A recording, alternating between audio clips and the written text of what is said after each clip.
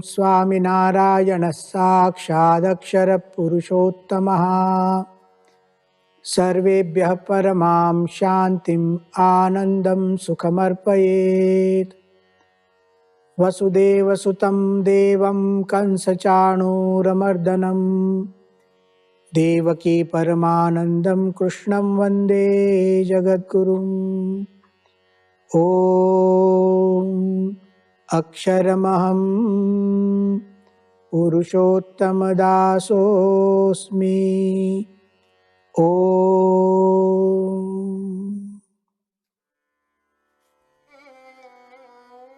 अर्जुन ने जो कहा, अर्जुन को जो अनुभूति हुई और जो शब्द हम श्रीमद् भगवद गीता में देखते हैं, उसके आधार पर आज हम स्टडी करना चाहते हैं। अर्जुन के बारे में इतिहास तो हमने सुना, हमने जाना कि अर्जुन ने जैसे ही उसको मोह व्याप्त हुआ, कृपया परयाविष्टः, और तुरंत विषादग्रस्त हो गया। और विषीदन इदम अब्रवीत, विषादग्रस्त होकर कुछ कहता है। अर्जुन ने कहा, दृष्ट्वेमं स्वजनम कृष्ण युयुत्सुम समुपस्थितम सीदन्ति मम गात्राणि मुखम च परिशुष्यति वेपथुश्च शरीरे मे रोमहर्षश्च जायते गांडिवं स्रंसते हस्तात् त्वक्चैव परिदह्यते न च शक्नोम्यवस्थातुं भ्रमतीव च मे मनः। सबसे पहली बात यहाँ यह होती है कि ये भाषा किसकी है, ये कौन बोल रहा है।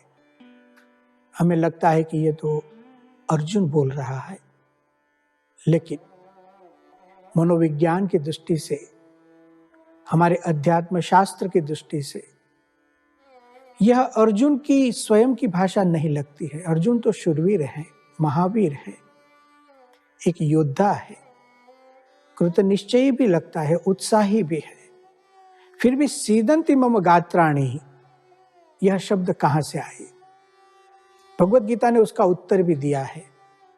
कृपया परयाविष्टः, जैसे ही मोहग्रस्त होता है, विषीदन इदम अब्रवीत, विषाद करते करते बोलता है, अर्थात उसके शब्द विषाद में से जन्मे हैं। अर्जुन का विषाद मोह में से जन्मा है। हम ऐसा कह सकते हैं, अर्जुन अब जो कुछ भी बोलता है वो मोहवश बोलता है। मोह से उत्पन्न जो विषाद, उस विषाद से प्रभावित वाणी को अर्जुन बोल रहा है। अब जो अर्जुन ने यहां कहा कि मेरे गात्र शिथिल हो रहे हैं, मेरा मुंह सूख रहा है, कंपन हो रही है, रोंगटे खड़े हो जाते हैं, गांडीव हाथ में से गिर जाता है, भ्रमतीव च मे मनः, मानसिक संतुलन भी खो बैठता है। अब यहां जरा हम यह सोचेंगे, मन और शरीर का संबंध क्या है? क्योंकि अर्जुन के जीवन में अब जो परिवर्तन दिखता है, पहले एक वैचारिक परिवर्तन था और विचारों के परिवर्तन के बाद उसके शरीर पर भी रिएक्शन आने लगे। एक प्रतिक्रिया पहले शरीर पर दिखती है और फिर विचारों की असर विचारों पर, मन पर भी एक मानसिक परिवर्तन भी देखने मिलता है। हम जो सोचते हैं, जब हम सोचते हैं, क्या उस वक्त मेरे शरीर पर कोई रिएक्शन आता है? मेरी सोच और मेरा शरीर, क्या उसका कोई परस्पर संबंध है? यह हमें सोचना चाहिए। उसका उदाहरण अर्जुन है। सीदंती मम गात्राणि, मेरे गात्र शिथिल हो रहे हैं। अर्जुन के शरीर पर एक रिएक्शन आ रहा है। मन और शरीर एक घनिष्ठ दोनों का संबंध है। हमारे शास्त्रों ने कहा, मनः एव मनुष्याणाम कारणम बंध मोक्षयोः। मनुष्य के बंधन में और उसकी मुक्ति में मन ही कारण है, अर्थात विचार ही कारण है।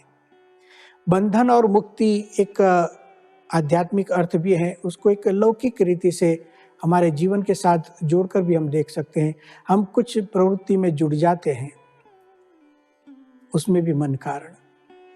कुछ कार्य से हम अलग हो जाते हैं, हम जुड़ नहीं सकते हैं, उसमें भी मन कारण।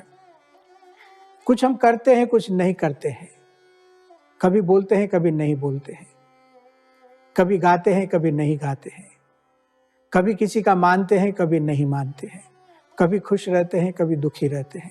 सबके पीछे मन, विचार, सोच, उसकी महत्व की एक भूमिका है।